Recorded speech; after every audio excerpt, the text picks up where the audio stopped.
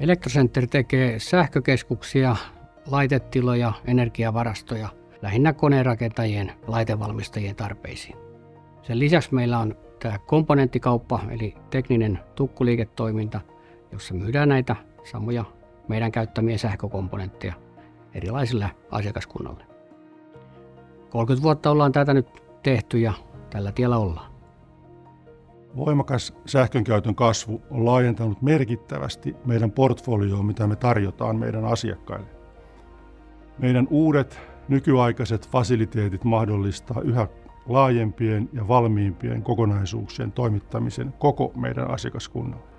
Me ollaan tässä lähiaikoina perustettu meille vastuullisuustiimi, joka sitten on alkanut asiaa tarkemmin selvittämään. Olemme tehneet tämän kaksoisolennaisuusanalyysin ja sitä kautta sidosryhmäkyselyt, jotta on saatu vastaukset siihen, mitkä asiat ovat kaikista tärkeimpiä meidän asiakkaille ja kumppaneille, mitkä ne on ne ykkösjutut, mihin tässä nyt pitää keskittyä. Ja tässä syksyn aikana meidän yrityksen strategiaa myöskin vähän päivitetään ja muotoillaan uusiksi, ja tämä vastuullisuusjuttu tulee sitten kiinteäksi osaksi sitä yritysstrategiaa jatkossa. Me seistään meidän uudessa hallissa 2400 neliöä korkeaa hallitilaa ja kokonaisuudessaan meillä on nyt 9000 neliöä käytettävissä. Tässä hallissa on tarkoitus rakentaa sähkömodulaarisia konttiratkaisuja asiakkaiden tarpeisiin ja pystytään valmistamaan prototyyppejä tai sarjatuotteita linjamaisesti ja tehokkaasti.